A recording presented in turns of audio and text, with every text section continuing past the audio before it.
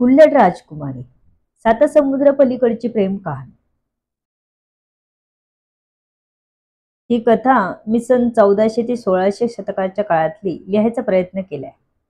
तेव्हा ना गुगल होता, ना तेव्हा फॅसिलिटी होत्या. तेव्हा जास्तीत जास्त व्यवहार हे समुद्रातून होत असत. इंग्रजांचं राज्य तेव्हा आलं नव्हतं, पण ते भारतात यायला सुरुवात झाली होती. असा काळ मनाशी ठरवून ही कथा रचत आहे.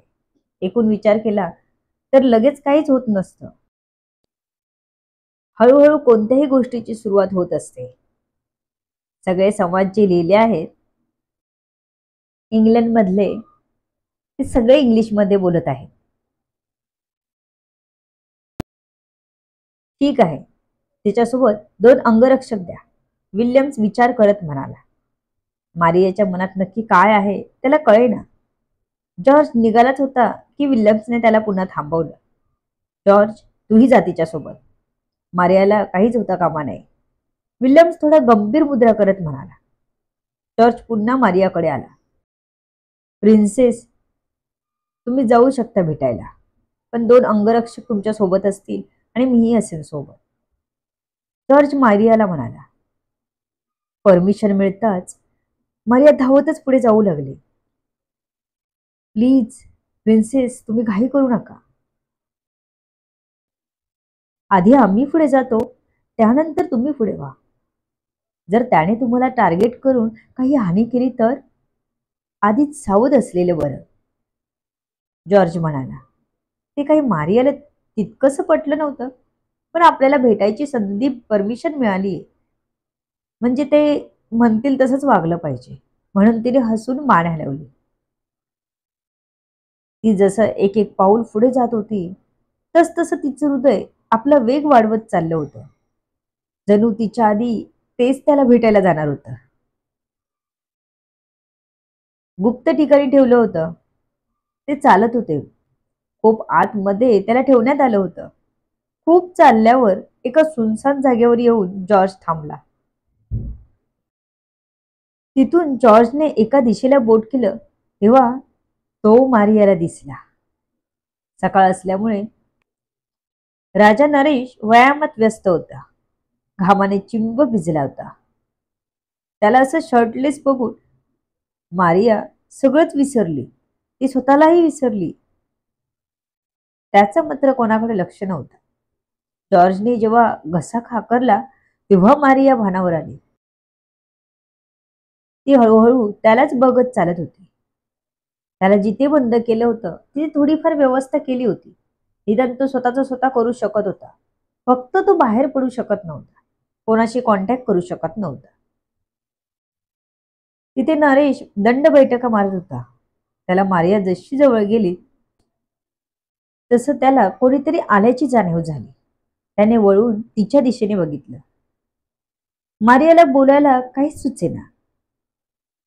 त्याला बघितल्यावर आपण त्याच्यासोबत काय बोलायला आलो आहोत हेच ती विसरली.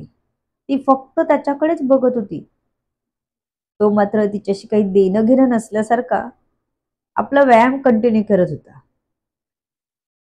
हाय, तिने त्याच्याकडे बघत हळूवार आवाजात म्हणाली. त्याने फक्त एक वार तिच्याकडे बघितलं, पण काय बोलावं त्यालाही माहित नव्हतं. तो हुशार होता प्रचंड. हावभाव ओळखून तो सांगू शकत होता की ती काय बोलली, पण तो काही इंग्लिश वगैरे बोलू शकत नव्हता. त्याला संस्कृत भाषा उत्तम प्रकारे बोलायला, वाचायला आणि लिहायला येत होती. मराठी येत होती.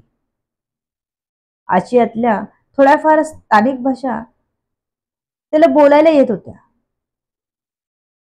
पण इंग्लिश भाषा ऐकली होती, पण बोलायला दूर दूरवर काहीच संबंध नव्हता. हे नरेश, जॉर्जने आवाज दिला. तसा राजा नरेश थोडा पुढे आला. त्याला कळलं म्हणजे हे सगळे आपल्याला भेटायला आले आहेत. त्याने आपल्या संस्कृतीनुसार सर्वांना नमस्कार केला.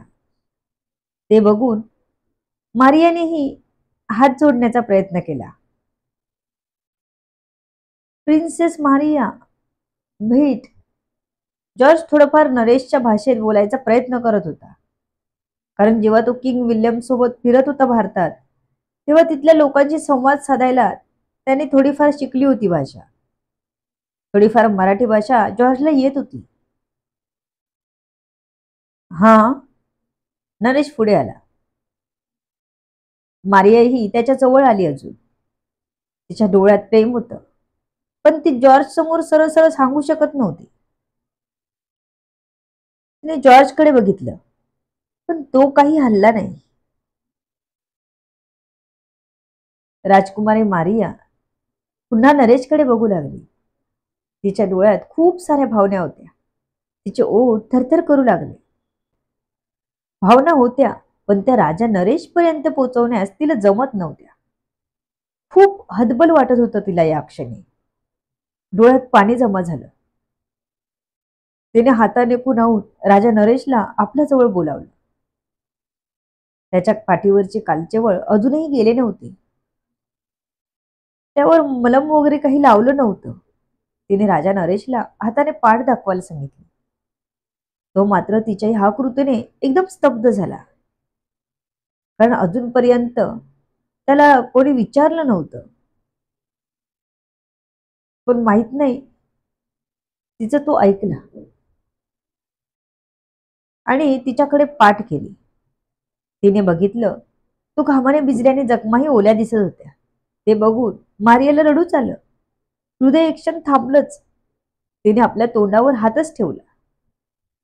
ते तिला बघून सहनच होत नव्हतं. अश्रू डोळ्यातून वाहतच होते. नरेश. तिने एक आहुंडा गेला आणि त्याचं नाव उच्चारलं. त्याने ऐकलं तिच्या तोंडात स्वतःचं नाव. तसं तो पुन्हा तिच्याकडे वळला. तिचा चेहरा लाल झाला होता, डोळे लाल झाले होते. तिचा तो गोरा रंग बघून जणू स्वर्गातली अप्सराच आपल्या समोर उभी आहे की काय असं वाटलं होतं त्याला. तो क्षणभर थांबला तिच्या चेहऱ्याकडे बघत. पण तिचं रडणं त्याला खटकत होतं. त्याला मन झालं होतं तिला सांगावं की रडू नकोस, पण त्याने सावरलं स्वतःला. आपल्याला काय करायचं आहे? ती कोण आहे आपली? तिच्याविषयी आपल्या मनात कोणतीच भावना नाही. तिचा माझा मेळ नाही. तिच्या डोळ्यात त्याला स्वतःबद्दल प्रेम दिसलं होतं, पण त्याला यामध्ये पडायचं नव्हतं. ती कुठे, आपण कुठे, तिची भाषा आपल्या पल्ले पडत नव्हती. तिचे डोळे मात्र खूप बोलके होते. त्या डोळ्यात पाणी बघून एक वेगळीच भावना आली त्याच्या मनात. पण त्याने लगेच स्वतःच्या मनातल्या भावना झटकून टाकल्या. ज्या गावी जायचंच नाही त्या गाडीत आपण का बसा? हाच विचार त्याने केला. तिच्या समोरून निघून गेला तो. ती त्याला हात करत होती, पण तो काही थांबला नाही. जॉर्ज अजूनही तिथेच उभा होता. म्हणावं तसं काही बोलणं होऊ शकत नव्हतं. मारियाला त्याच्याशी खूप बोलायचं होतं, पण काहीच बोलू शकत नव्हती. प्रिन्सेस, तुम्ही त्याच्याशी काहीच बोलू शकत नाही, कारण त्याला आपली भाषा येत नाही. जॉर्जने मारियाला सांगितलं. काय करू मी? मला त्यांच्याशी एकदा तरी बोलायचं आहे. मारियाने हतबल होत विचारले. जॉर्ज खूप चांगला होता. त्याला नेमका मामला काय हे समजलं. पण राजाला सांगणंही हे गरजेचं होतं. प्रिन्सेस, मी बघतो आपल्याला कोणी मदत करू शकतं का याविषयी चौकशी करतो. त्यानंतर तुम्हाला सांगेन मी. आता तुम्ही प्लीज मलाच चला. जॉर्जने तिला विनंती केली. मारियाला खूप वाईट वाटलं. त्याला असं इथे सोडून जायला मन नव्हतं करत तिला. पण पुन्हा तिला आपण त्याच्याशी संवाद साधायलाच असमर्थ असल्याचं आठवलं. आणि तो तर साधं मागे वळून न पाहताच निघून गेला. ती गजाला पकडून 1 मिनिट त्याला बघत शांत उभी राहिली आणि तिथून धावतच महालात आली. आपल्या कक्षात जात तिने आतून दरवाजा बंद केला. तिने पलंगावर झोपून दिलं स्वतःला. तिला त्याच्याशी बोलायचं होतं. आपल्या भावना त्याच्यापर्यंत पोचवायच्या होत्या, पण काहीच बोलू शकलो नाही. म्हणून तिला आपल्या भावना खूप अनावर झाल्या होत्या. डोळ्यावाटे अश्रुरूपाने वाहू लागल्या.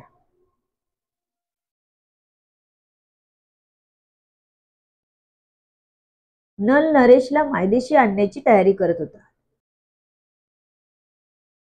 त्याने एक हुशार असा गुप्तहेर निवडला, जो इंग्लंडला जाऊन तिथे त्याच्या राजगृहात एंट्री मिळवेल आणि राजा नरेशची माहिती काढेल, त्याला परत आणायचा प्रयत्न करेल. किंग विल्यमची काही दुःखतीनच आपल्याला मिळते का, हे नल बघत होता. इकडे जेव्हा नरेश आत येऊन बसला, तेव्हा त्याला मारियाच्या डोळ्यातले भाव बघून थोडस असंच वाटलं होतं. नव्हतं पडायचं ह्या सगळ्या भानगडीत त्याला. प्रेम वगैरेचा दूर दूर संबंध नव्हता त्याचा. कितीतरी राजकन्या त्याच्या मागे होत्या, पण तो नाहीच पडला त्यात. आता फक्त त्याला आपल्या मायदेशी पोचायचं होतं. पण कसं हे मात्र त्याला कळत नव्हतं. आपल्या प्रजेची काळजी मनातून जात नव्हती. त्याला काहीतरी करायला हवं होतं, पण काय नेमकं कळतच नव्हतं. इतक्यात त्याला एक आशेचा किरण दिसला आणि डोळ्यात चमक आली. मारिया, होय मारियाच. त्याने मनाशी काहीतरी ठरवलं आणि तो बाहेर आला. पण तोपर्यंत मारिया आणि जॉर्ज निघून गेले होते. To be continue. कथा जरा नवीन पॅटर्नने लिहायचा प्रयत्न केला आहे. कथा काल्पनिक आहे. तुमचा रिस्पॉन्स बघून खरं तर काय करावं सुचत नव्हतं. पण म्हटलं एकतर कमेंट आली आहे ना, काय हरकत आहे पुढचा भाग लिहायला. मग 2 दिवस गॅप घेतला आणि पुन्हा लिहायला घेतली कथा. कथेची हळूहळू उकल होत जाईल. मला आशा आहे की तुम्हाला नक्कीच आवडेल कथा. तुमच्या अमूल्य प्रतिसादाची आतुरतेने वाट बघत आहे. लेखिका शब्दवेदी उर्फ संतोषी गजानन राणे पाताडे. धन्यवाद. कथा जास्तीत जास्त लोकांपर्यंत शेअर करा.